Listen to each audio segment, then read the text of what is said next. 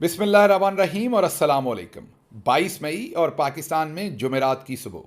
आज अभी तक की अहम खबरें और मेरा तज्जिया।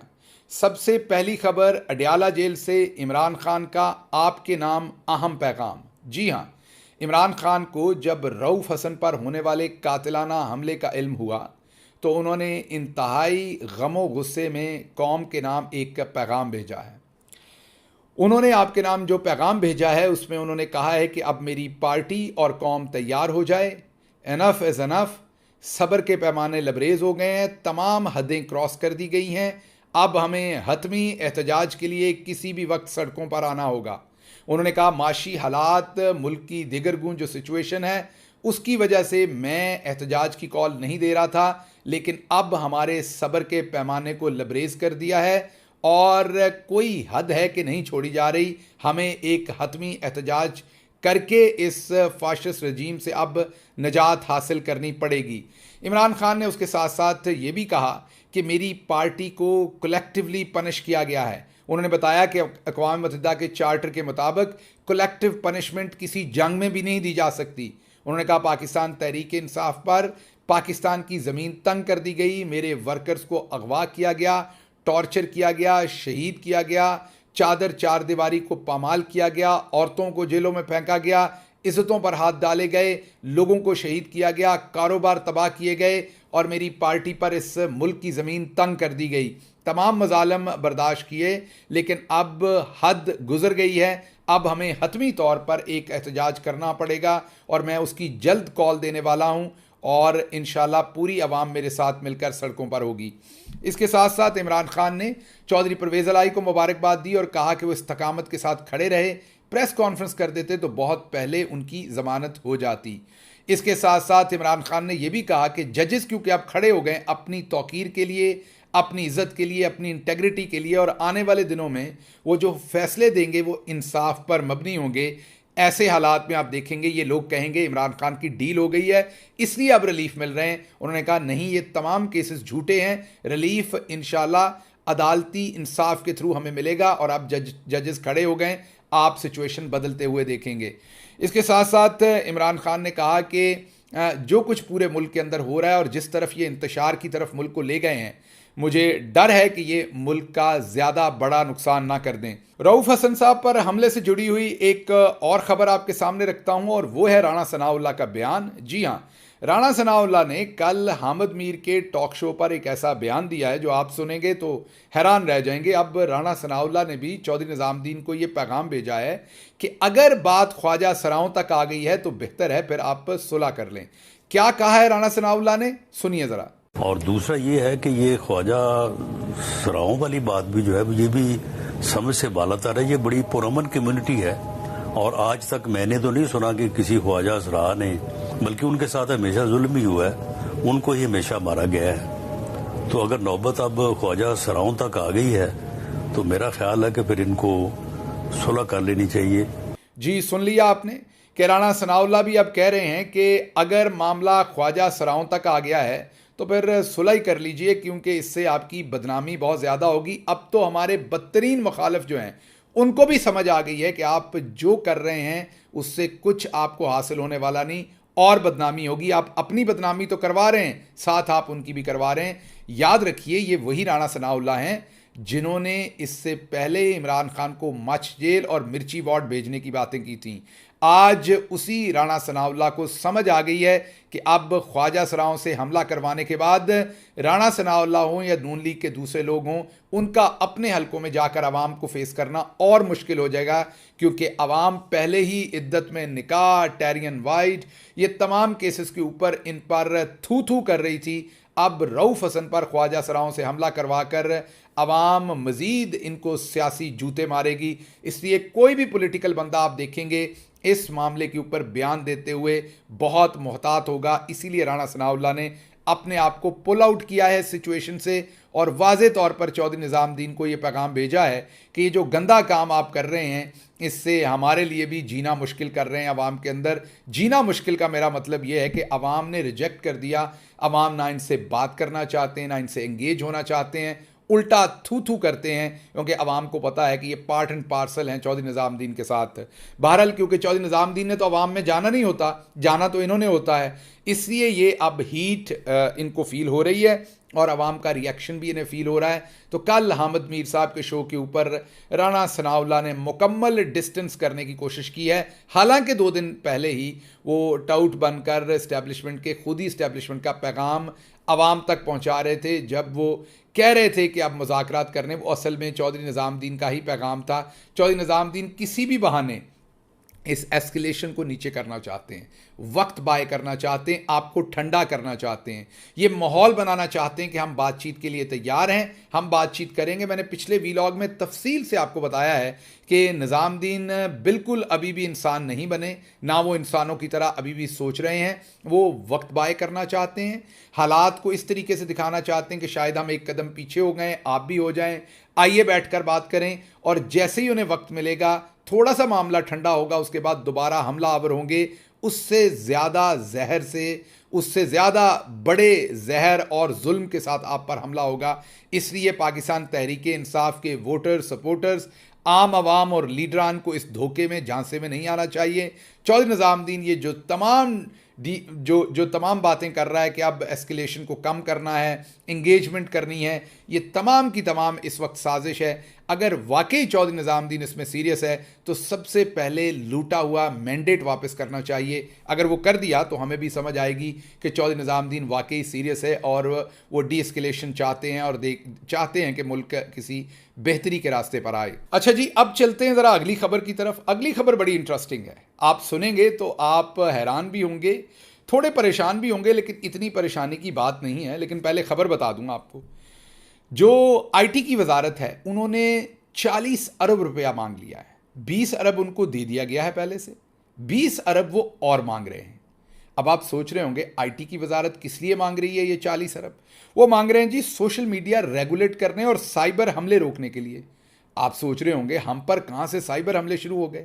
ये जो पाकिस्तान की आम आवाम है ना, जिसे शरपसंद आवाम कहा जाता है, जो 90% इमरान खान के साथ है, जिन्होंने उदम मचा रखा है सोशल मीडिया पर, जिनकी वजह से हमें ट्विटर बंद करना पड़ा है, जिनकी वजह से हम दूसरी तमाम चीज़ें भी बंद करना चाहते हैं, लेकिन फिर आलमी पाबंदियाँ लगेंगी, फिर पूरी दुनिया के अंदर हम पर क्रिटिसिज्म होगा। तो हम दरमियान में फंसे हुए थे, हम मीन चौधरी निज़ामुद्दीन साहब, कि करें इन लोगों का तो क्या करें, नाक में दम किया हुआ है, टिकटॉक भी चलाते हैं, ये भी करते हैं, वो भी करते हैं। तो फिर ये स्टोरी तो मोहित पीरज़ादा साहब की थी, थोड़ी सी रिसर्च इस पर हमने भी की थी और आपके सामने ये स्टोरी हमने रखी थी चंद महीने पहले कि पिछले साल 2023 के अक्टूबर के महीने या नवंबर के महीने में चौधरी निज़ामुद्दीन की तरफ से 3 आला अफसरान जो है वो चाइना गए थे।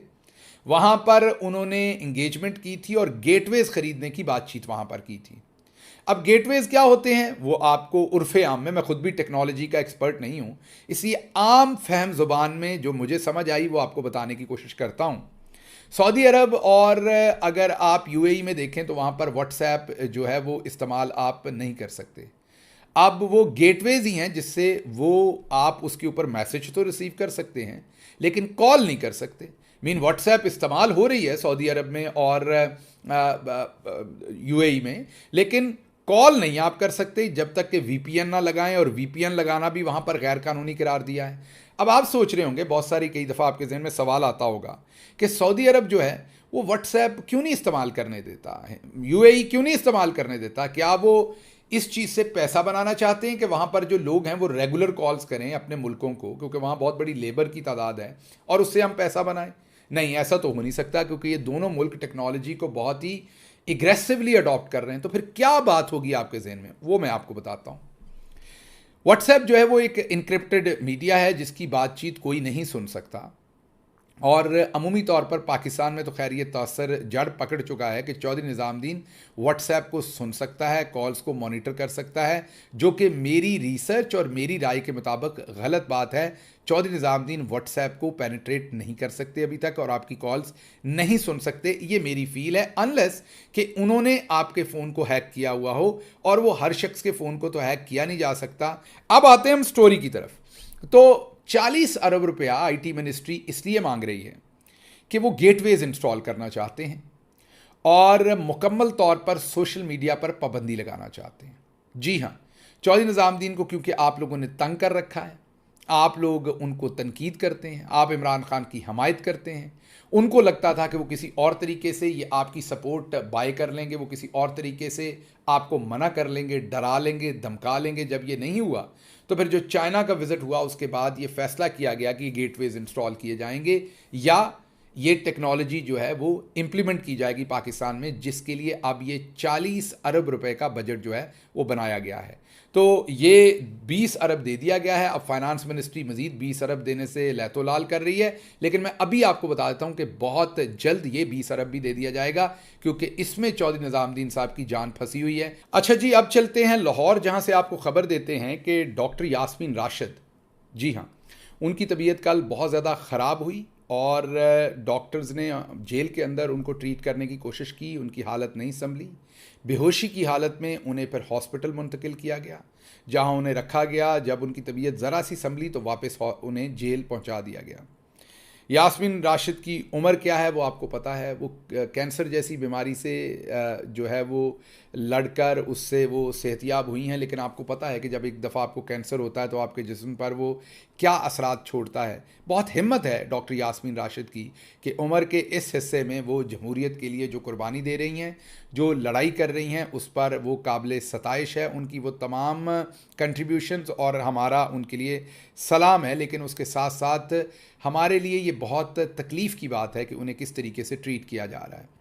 आपके लिए भी यकीनन ये तकलीफ़ की बात होगी कि निज़ामुद्दीन अपनी अना में, अपनी झूठी जो उन्होंने एक अना बना रखी है, उसमें कितनी दूर चौधरी निज़ामुद्दीन निकल गया है कि ना बुज़ुर्गों का ख्याल है, ना ख़वातीन का ख्याल है, ना बच्चों का ख्याल है। जो सामने आता है उस पर जुल्म किया जाता है। बहरहाल डॉक्टर यास्मीन राशिद के लिए हमारी बहुत सारी दुआएं, और हम उम्मीद करते हैं कि अदालतें इस मैटर को भी देखेंगे और जो ख़वातीन जेलों में हैं इनकी फौरी तौर पर जो है वो ज़मानत दी जाएगी। अच्छा जी, अगली खबर आपके सामने रखते हैं। मुशाहिद हुसैन सैयद साहब ने बड़ा धमाका किया है। पहले भी उन्होंने दबे छुपे अल्फाज में ये बात कही थी, लेकिन अब तो उन्होंने बाजवा साहब को बिल्कुल ही सियासी तौर पर कह लें, मिलिट्री की ज़ुबान में कह लें कि बिल्कुल ही एक्सपोज करके आपके सामने रख दिया है। उन्होंने कहा है कि पिछली मिलिट्री हाई कमान, ज़ाहिर है बाजवा साहब की बात कर रहे हैं, ने अमेरिका को यकीन दहानी करवाई थी कि हम इजराइल को तस्लीम कर लेंगे, हम मिज़ाइल प्रोग्राम पर भी समझौता कर लेंगे। मिज़ाइल एटमी प्रोग्राम वो कहना चाहते हैं असल में, और कश्मीर को भूलकर हिंदुस्तान के साथ तजारत भी शुरू करेंगे। मेन हिंदुस्तान की सब सर्विएंट स्टेट बन जाएंगे, जैसे नेपाल है, दूसरे मुल्क हैं, और जो उनकी पॉलिसी है वो पॉलिसी हम अपना लेंगे। ये मुशाहिद हुसैन सैयद कह रहे हैं। अच्छा, अब मुशाहिद हुसैन सैयद ये दुरुस्त कह रहे हैं कि नहीं, इसको परखने के लिए बड़ा आसान टेस्ट है। याद कीजिए, हामिद मीर और नसीम ज़ारा साहबा ये टेलीविज़न के ऊपर बात डिस्कस कर चुके हैं कि बहुत सारे सहाफ़ियों की मौजूदगी में जनरल बाजवा ने उनको कहा कि हमें इजराइल भी तस्लीम करना चाहिए, हम जंग नहीं लड़ सकते, हमें कश्मीर को भूल जाना चाहिए, हम हिंदुस्तान के साथ अगर जंग हुई तो हम लड़ने की पोजीशन में नहीं हैं, और हमारे पास न तेल है न कुछ और है। इस तरह के अल्फाज उन्होंने इस्तेमाल किए थे, और ये बात हामिद मीर साहब और नसीम ज़ारा साहबा टेलीविज़न पर डिस्कस कर चुकी हैं। और उसके बाद याद कीजिए, अली अमीन गंडापुर भी 2 दिन पहले ये बयान दे चुके हैं, 2-3 दिन पहले, कि इमरान खान साहब को जनरल बाजवा ने कहा था कि इजराइल को तस्लीम करना है, उन्होंने इनकार कर दिया, और उसके बाद आपको पता है जो कुछ हुआ है और जिस तरीके से पाकिस्तान तहरीक इंसाफ और इमरान खान के साथ हुआ है वो आपके सामने है। बहरहाल मुशाहिद हुसैन सैयद साहब ने ये जो बात कही है, ये पहले से भी इसके ऊपर बात हो रही है, ये फैक्ट सब लोगों को पहले से भी पता है, और अच्छी बात है कि उन्होंने भी इस चीज़ को एक्सपोज किया है। साथ साथ उन्होंने बताया है कि किस तरीके से हमारी मिलिट्री इस्टेब्लिशमेंट करप्शन हो या कुछ भी हो से कैसे माफ़ करते हैं। उन्होंने बताया कि 20 जनवरी 2001 को सदर क्लिंटन की मुद्दत ख़त्म हो रही थी। उन्होंने मुशर्रफ दौर में जब नवाज शरीफ जेल में थे उनको फ़ोन किया और उन्हें कहा कि मेरा दोस्त नवाज शरीफ जेल में है, मैं चाहता हूं कि मेरी सदारत की मुद्दत ख़त्म होने से पहले उनको रिहाई मिलनी चाहिए। और फिर मुशर्रफ साहब ने उनको रिहा कर दिया और वो रिहा होकर सऊदी अरब पहुंच गए। अगर आप याद करें तो आप सबको पता होगा कि वो बिल्कुल उनकी सदारत की मुद्दत के अंदर अंदर ही रिहा हुए थे। तो आप खुद सोच लीजिए कि ये लोग जब इस तरीके से बाहर से फ़ायदे लेंगे या रिलीफ लेंगे तो फिर ये उनके लिए क्या कुछ कर सकते हैं और किस लेवल तक जा सकते हैं। अच्छा जी, अगली खबर आपके सामने रखेंगे कि जो नॉन टैक्स फाइलर, जो वज़ीर ख़जाना लेकर आए हैं चौधरी निज़ामुद्दीन, उन्होंने एक नई स्ट्रेटजी इंट्रोड्यूस करवाई थी, और वो ये थी कि नॉन टैक्स फाइलर की सिम्स, जो मोबाइल सिम्स हैं, उनको ब्लॉक करना है, याद कीजिए। और उसके ऊपर जो सेलुलर कंपनीज थी, मीन जो मोबिलिंक है, मीन जैज़ है, टेलीनॉर तो अब चली गई है गालिबन, ये जितनी भी वारिद है, जितनी भी कंपनीज़ हैं, उन्होंने जाकर स्टे ऑर्डर ले लिया अदालत में और ये कहा कि इस काम से रोका जाए। अदालत ने, इस्लामाबाद हाई कोर्ट ने स्टे ऑर्डर दिया।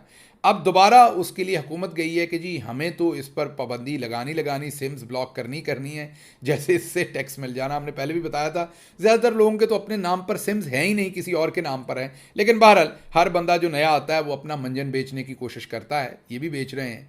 लेकिन अब अदालत ने कहा है कि हमने उनकी सिम्स पर पाबंदी, उनकी सिम्स ब्लॉक करने पर स्टे ऑर्डर नहीं दिया, हमने तो स्टे ऑर्डर दिया है कि ये जो रेगुलेटर, ये जो कंपनीज़ हैं, मोबाइल कंपनीज़ हैं, हमने इनकी प्रोटेक्शन के लिए स्टे ऑर्डर दिया था कि इनको आप क्या कह सकते हैं और क्या नहीं कह सकते, इस मामले की हद तक स्टे ऑर्डर है। तो अब नॉन टैक्स फाइलर्स जो हैं, टैक्स नॉन फाइलर्स जो हैं, जिन्होंने अपने टैक्स रिटर्न फाइल नहीं किए, उनके नाम पर अगर सिम्स हैं तो वो शायद अब ब्लॉक हो जाएं। अच्छा जी, अगली खबर जो है वो डॉक्टर हफीज़ पाशा, उन्होंने ख़बर दी है, कह लें एनालिसिस दिया है। उन्होंने कहा डॉलर के ठहराव में SIFC का कोई ख़ास किरदार नहीं, बल्कि स्टेट बैंक ने दरामदाद रोक कर मसनूई तरीके से डॉलर कंट्रोल कर रखा है। अब ये एक अमूमी सी खबर लगती है, लेकिन अगली बात जो है वो बड़ी इंटरेस्टिंग है। वो कहते हैं कि अगले साल जून तक डॉलर 330 रुपये तक हो सकता है। जी हाँ, वो कह रहे हैं अगले साल जून तक डॉलर 330 रुपये तक जा सकता है, क्योंकि इसे आर्टिफिशियल तरीके से रोक के रखा गया है। और आगे मज़हर अब्बास साहब ने यह कहा है कि नून लीग के ज़हन में डर बैठ चुका है कि इनकी तबाही की ज़िम्मेदार सोशल मीडिया, इसलिए वो पंजाब के अंदर ऐसा कानून लाए हैं जिससे अब सोशल मीडिया के ऊपर जिसको चाहेंगे पकड़ के 6 महीने के लिए कैद कर देंगे।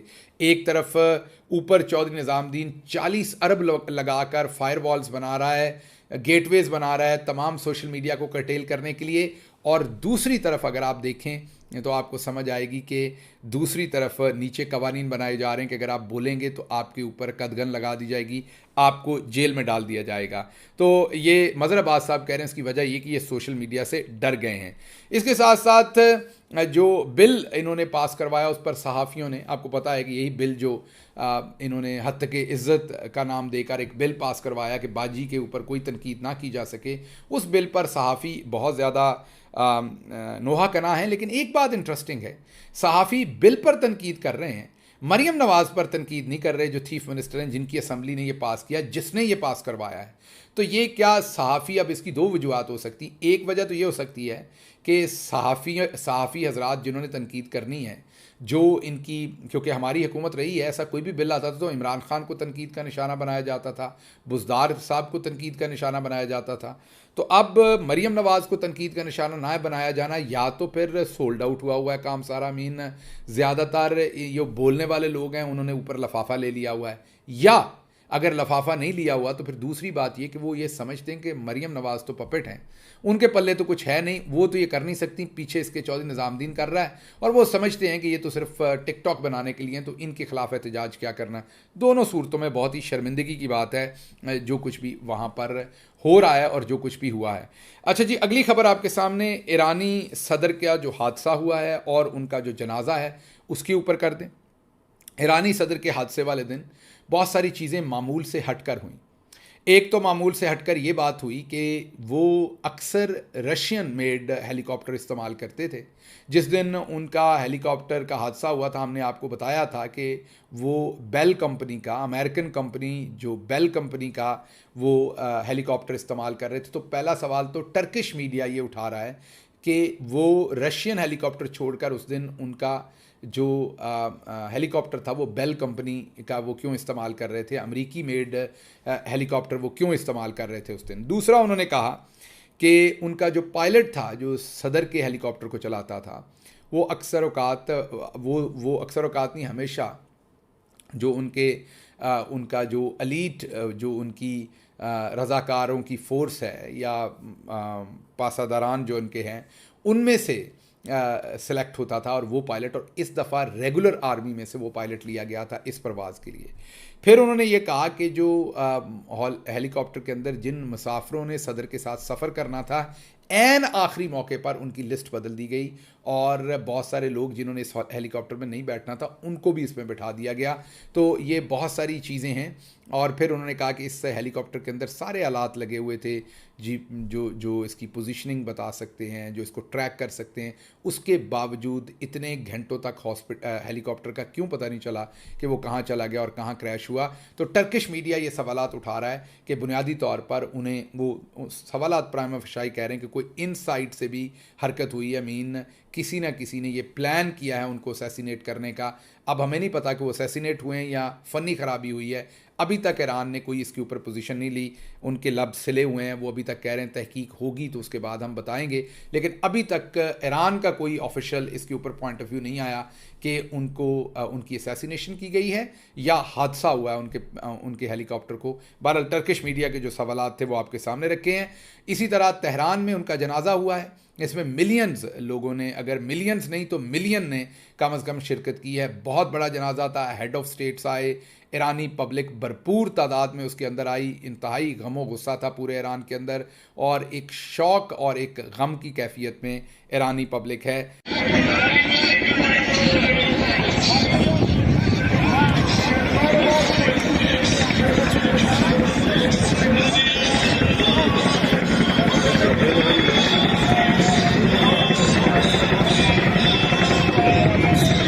देखते हैं आगे ये सारा मामला क्या करवट लेता है, किस तरफ चलता है। जो भी इसकी सिचुएशन हुई आपके सामने वो खबर रखेंगे। इसके साथ ही मुझे इजाज़त दीजिए। अल्लाह आपका हामी और नासिर हो। पाकिस्तान जिंदाबाद।